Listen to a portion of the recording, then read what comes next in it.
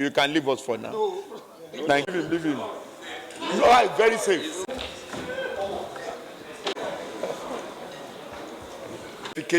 Not to take much of your time because you are. Recently, you have set up a committee on tax reform policy of the federal government, and they have submitted an interim report to the government. And containing that interim report, there were some low-hanging fruit that have been identified by this committee. Can you share this with us?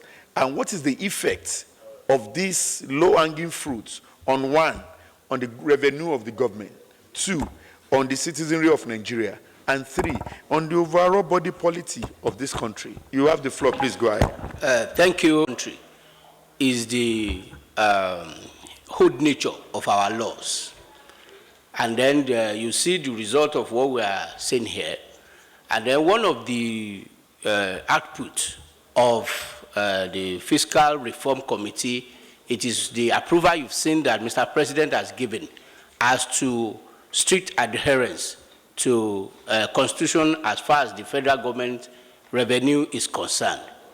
Two is that there are laws that they could define how to be economic emergency bill. Hopefully, God's willing, by January, you will have it in flow.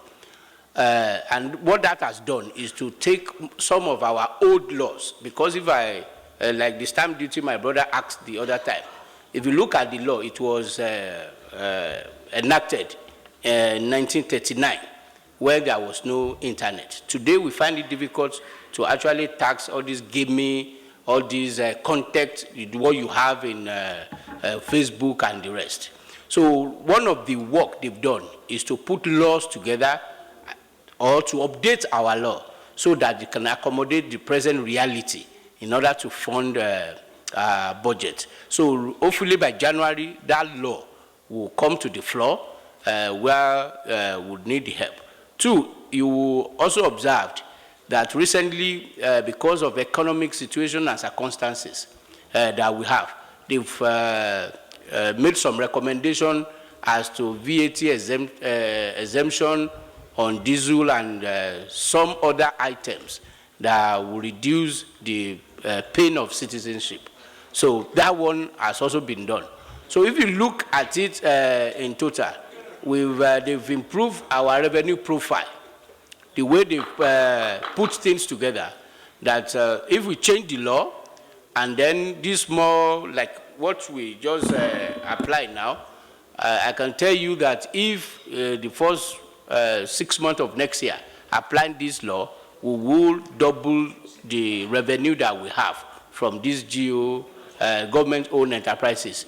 So that is to the extent we can reveal about what they have, because when it is billed until it is here, we cannot expose most of those things. All those things that have been impediment to business development has been removed in that proposed bill. So by the time we have it here, so it will help us, and then we will reduce our deficit significantly by the time we implement their policy. Yeah, Senator Sani Musa. Thank you, Mr. Chairman. FIRS that NNPC Limited does not, by law, are exempted from paying 1% stamp duty. Is it correct?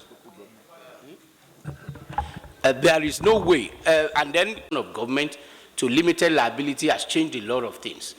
Now that they've been called limited liability, so there is no way they will be exempted, because then they face the same thing that all other government limited company face.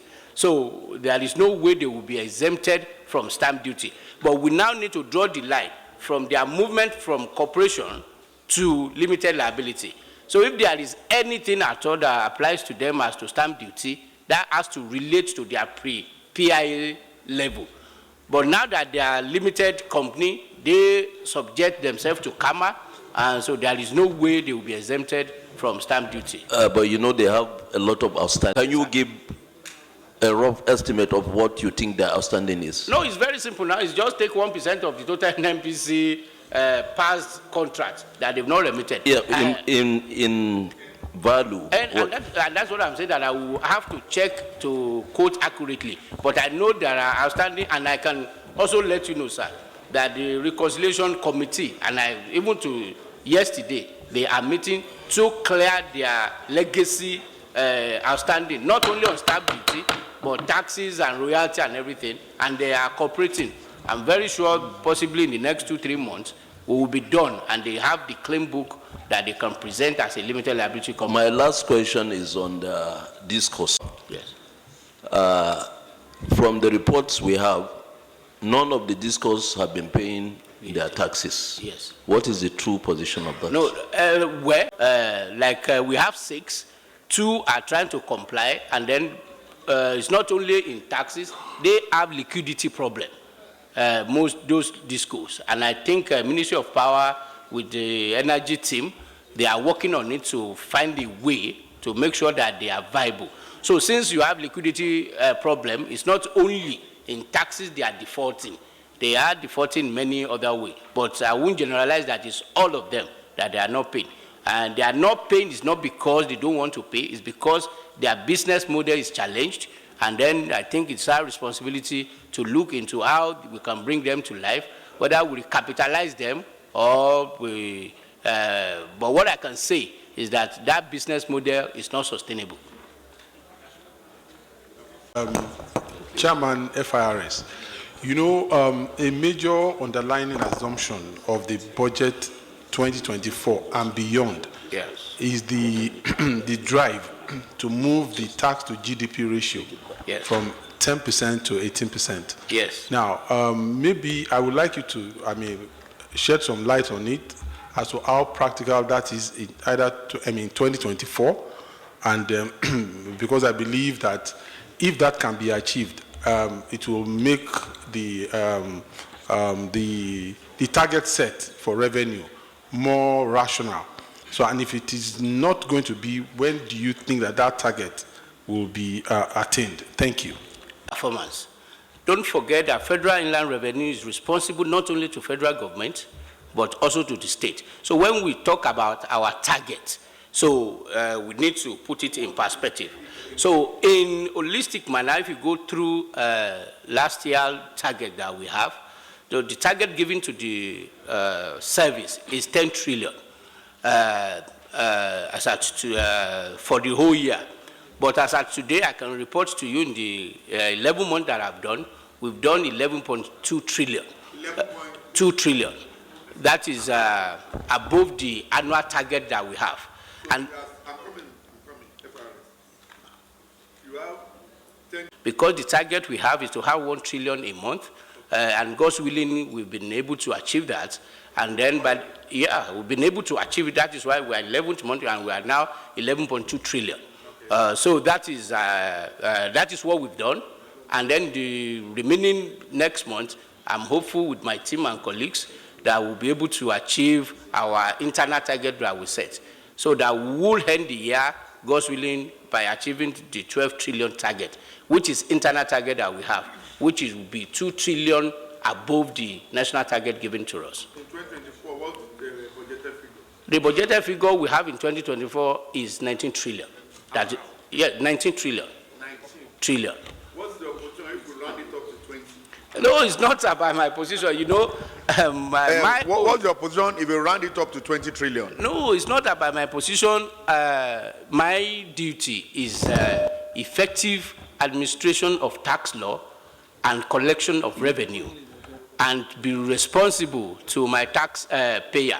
So if the fundamentals are correct, which I know by God's grace we will, and one of those major fundamentals is 1.7 million barrels per day that we've set for oil production.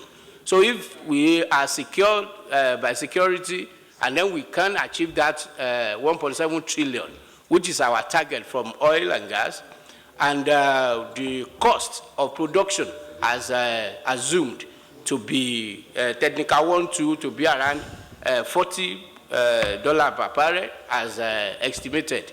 And we have the peace and the consumption level the way we have today, and we rely on the plan that we have, which is automation. And also, imagine what we've just said now. I said that if we follow law strictly, most especially as to revenue collection, we will double what we collect from government-owned agencies. And also there are some other measures, God's willing, that we are going to adopt when we get to capital releases. Because one of the major problems we have is that when they release money to MDA, instead of releasing it to contractor, you are not able to collect taxes because it is deemed to believe that you've not earned that taxes because job is not done. One of the things we are bringing in, God's willing, this year is to make sure that we only pay contractors, not MDA.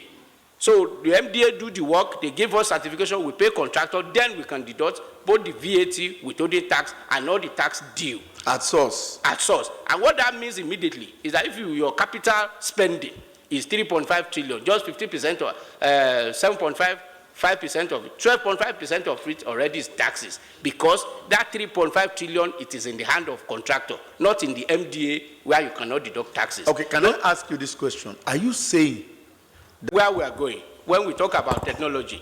If you look at the setup of most MDAs, they are not properly set up to be a tax remittance. So if they pay and then they deduct it in their account, you will see the outstanding, the Accountant General is helping me to release now from MDA is in the essence of 60 billion. The outstanding remittances. Because if you look at what has been released to MDA and what they've remitted to us. So instead of going and doing reconciliation, why not solve the problem the way it should be? MDA is meant to follow up on the job. They are not accountants. They are not finance ministry. So the issue is that do the job, monitor the job. When the job is done, send the bill to Accountant General, let them pay the contractor. When they pay the contractor, we are due. And the way it's set up, we deduct our taxes and all other payment, unlike what we have today that you have. And that is point Honorable Senator, Distinguished Senator was making. I mean, MDA should not have any balances in their account. They are not treasury. The way it should be, MDA should do the job, send the file, and Accountant General has staff and pay the money and deduct the taxes, not moving the money to MDA and wait for MDA to do the work and everything. How do you reconcile this position with the Procurement Act? There is nothing in Procurement Act that support that. There is nothing in Procurement Act. So no the mobilization fee and everything? No mobilization fee. Contractors, okay, we've done the contract. We awarded the contract to Mr. ABC. You do your mobilization, send the bill to the document to Accountant General, pay the contractor directly. So why must the money go to MD and sit down there and begin to call and go? So now you are only saying that MDA should focus on the just only on administrative aspect of the... That is what they are set up to do. Wow. That is why Accountant General don't have capital.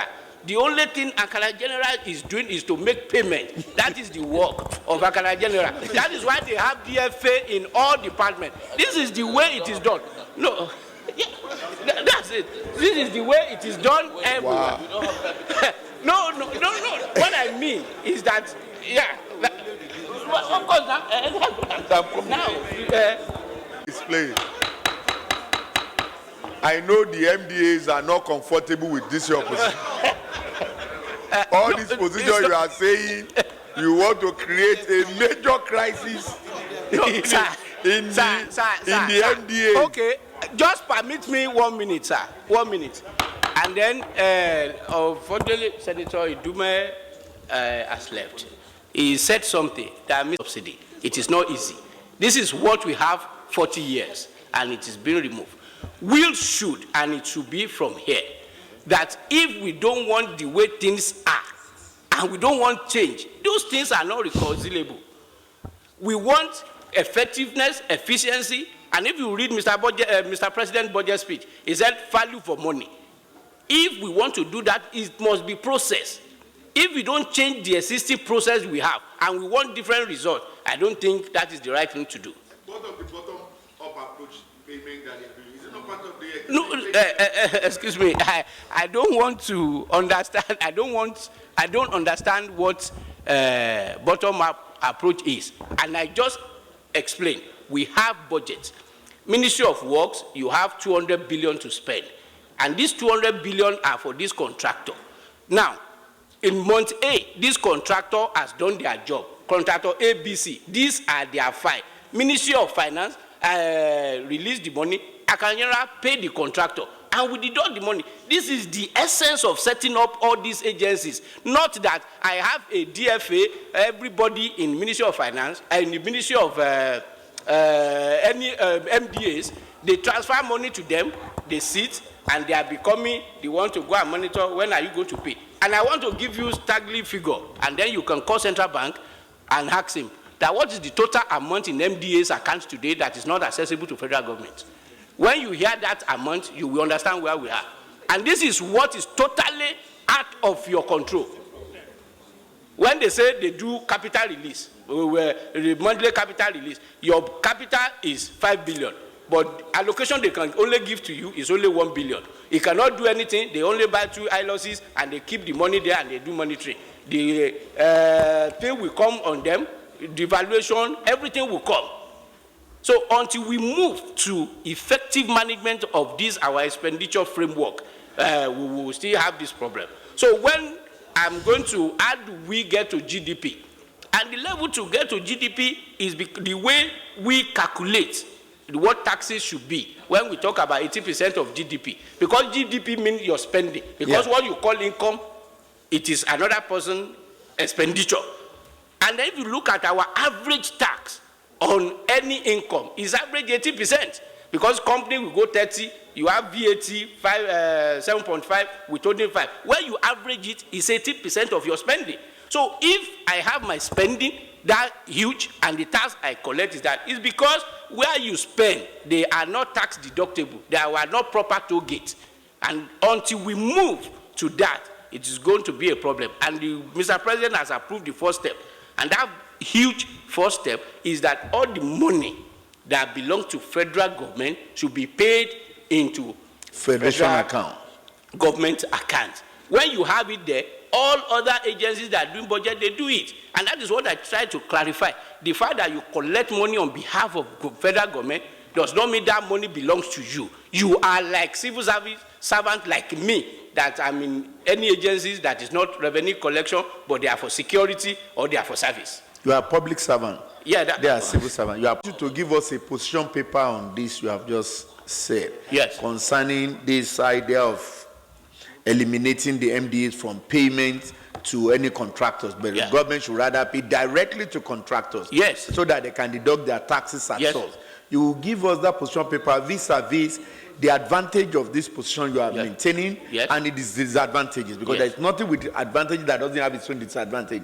The financial implication, what the government tends to achieve in terms of financial position, in terms of maybe collection of taxes and every year, for instance, in this financial year, this is the amount of capital expenditure, and if this 100% of money is released and paid to contractors, this is what we will get as our taxes compared to all other relevant years which we have had in the past. We need a position paper on this, and I believe that we guide our line of thought in either keying into your proposal or trying to work again, because we should do something that I strongly believe that should be all-encompassing. That is, the MDA is participating, the contractor is participating, everybody is involved. But with this new introduction, if, for instance, I give you an instance, if an MDA who you have been denied in getting involved in the financial transaction or so, you have asked, it's a different department that will be started with the responsibility of trying to check the nature, the extent in which the jobs have gone. If you come back and give a wrong report, and you advise the accountant general to pay, and I can just go ahead and pay, and the job at the end of the day is not done, how do we reconcile this? Okay, so, let me just clarify that. It's very simple, sir. And all of us, they don't transfer money to head of IT. IT, they give the contract out. It's your responsibility to know the job is done. And it is based on your recommendation that we will make payment. But what we are saying is that we should not, we award contract now 2 billion.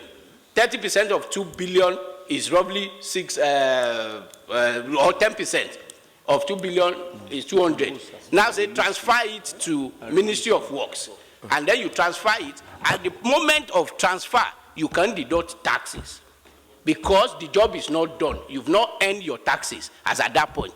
You transfer it to works, and from works, if that 200 million may stay 3 months or even 2 years, they will not pay. So you've left, the money has left in your own book expenditure. What you should take from your expenditure, which is taxes and the rest, you do not. The company that should receive it, that you should tax VAT, and they've not received it, and you can't tax MDA. So now, you left your own money, it is where it is useless, that you can't do anything with it, and that is what we have today. So that is why you see the gap, that you see your spending, and you don't see taxes. That's very... These are all here, and they are listening to the current trend. The IGR is going away from you. Likewise, the corresponding expenditure payment is going away from you. So you should brace up and start, coming to the reality that is about to be done on you concerning the way government business will be run going forward. I want to believe this is a new innovation. The chairman of FIRS has likened this to a corporate organization, so the government is going the corporate organization way going forward. It is expected that all of Mr. Chairman, you are not supporting me. Mr. Chairman, you are misleading. Seriously speaking, Chairman FIRS, if this you have postulated is going to bring more money to the coffers of the government, so be it. Because my next question that I want to ask is, how achievable is the 19 trillion naira target? If there is any risk to it, and which I know by God's grace we will be able to achieve, is oil production. Because certain percentage, if I look at the total, it will rely more on oil production and the crude price of the crude. But in non-taxes, non-oil taxes, going by what God has done for us this year, I'm very sure that achieving the 19 trillion next year will not be a tall order for us. Okay. By special grace of Almighty God. And then with kind of the support, because if you look at it, we have our capital spending is 8.7 trillion based in the budget. That one alone, if we are able to achieve just 50% of it, that is 4.7 trillion or so. Okay. And the VAT and withholding tax alone on that one is roughly 12.5% of that amount. It is coming in from within that we have. And the same thing, considering our digitalization activities, effort. Single window, by God's grace, that we will achieve custom modernization, and then the way we we harmonize the revenue collection of the Federation. I'm very sure with your support, with enabling law and heart, that we'll be able to achieve it. Okay, that's very good, and we are hopeful. It has come to our notice that the GMD of NNPC has refused to attend any invitation of the National Assembly. And it's very critical that it's part of this, because some of the revenue that is to drive this 2024 appropriation bill is attributable to the NNPC. And report reaching me is that virtually all committees have reported to us that GMD of NNPC always find one excuse or the other not to attend the hearing of the National Assembly. And let me put it on record. It is NNPC Nigeria Limited. It is 100% owned by the federal government and is responsible to the federal government and by extension to the three arms of government. What we have only done through the PIB is to make NNPC to be competitive, like the Aramco of this world and other countries of this world that owns a similar organization. So failure to appear or to attend to public hearing is undermining the legislature. And we are hereby directing that within 24 hours, the Group Managing Director of NNPC Nigeria Limited should appear before the Senate Committee on Appropriation, and it should be in company of the MD or ES NUPRC. They should attend. And while coming, they should give us the list of all individuals or companies that is operating in terms of all those companies or individuals that have the OML licenses in Nigeria, and the total production output which has been approved for them on a daily basis. We would like to see this list, and he must come with the list. We want to have it. I was reliably informed that the treasurer of the NNPC has been sent to represent him, and I will say, Mr. Treasurer, I will not let you say a word here. Rather, I will want the GMD of NNPC to appear within 24 hours before the National Assembly. This is a national assignment. The President of the Federal Republic of Nigeria has brought this document before us, and he wants us to pass this document in an expeditious manner. That is, within the next couple of weeks, he wants to have the budget. And for us to do this, we need the GMD of NNPC to appear, alongside with the ES of the NUPRC. Accountant General, we have made the request, and you are aware of the GMIX personnel performance as of November, and I want to have this document latest by Tuesday next week, please, so that we can, the Treasurer, you can take your leave, please, with your team. Thank you. This discussion should be an executive session, really. But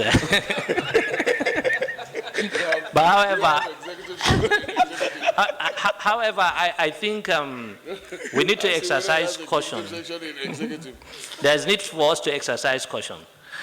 For instance, in Nigerian Ports Authority, I have said this and I'll repeat it again. We are a trade facilitation agency that is generating revenue for government. At any time we need money and it's not available, we have expenditure that is tied to revenue. There's a sheet here. Some of the expenditure is compulsory. If you don't raise the channels and send out, what do you call it, channel charts and what have you, no vessel will come to the country. If there is no towage, you don't bring in the vessels, that means you must buy tugboats. You must pay on time. If you don't go to the vessels and because vessels go for 2 weeks, 1 month on the high sea, if you don't go and evacuate the waste and recycle it, which is our responsibility under the IMO regulations, and you pay the people that are doing it, there will be problems. So, sir, if we do that, and that's why I'm exercising for caution, if that is done, it means at the time agencies, and it's not just MPA, there are agencies that must have their money when they need it. If you don't, they will be on their knees. Now, what I think is most practicable, we shouldn't allow indiscipline and lack of this thing. Then we now create a problem, a solution that, why don't you force the MDAs to be paying their taxes? If they don't pay, there should be punitive measures. I mean, after all, the highest tax being paid is 35%, that's the company income tax. Are we now going to also say companies should now be paying their contractors through FIRS? So for government, what I think his idea is very noble, it's very ideal, but there is need for caution. So he brings in people gradually, and then his tax would definitely go, but I think there is need for caution. I agree with you, that place, so as to at least serve as a buffer for the migration from our old to the new ways of doing things. And I can disappoint you, MD, I am in total support of the position of FIRS chairman. I won't lie to you, because I have been in this position as chairman, Senate Committee on Finance for 4 years, and I know what I went through in the hand of the MDAs. And I can tell you for free, anything that will assist government in getting what belongs to the government, I should support it. And thank God, federal government is hiding under the law, the grand norms, that is the Constitution of the Federal Republic of Nigeria, to argue their position that all monies accruing to the government should go to the Consolidated Revenue Fund account. So we cannot do anything about that. That is the law. The only thing you should now do is put forward your budget as I went due, and approval is given and money is released, and I think that would be not much of a problem. That's my position. Yes. And because for me, I strongly believe that agencies have been given this opportunity to run this kind of account effectively, and they have their position as well. Money standing to your credit in the Central Bank of Nigeria, they are not asking us to go too far. We should just ask. And out of this said amount of money, this is what has accrued to the government, this is what is yet to be accrued. And they said if you compare what has been paid as tax and what is out there as payment, you can never match the two. So it gives room for concern. And whatever mechanism they have put forward, I strongly believe is in the interest of the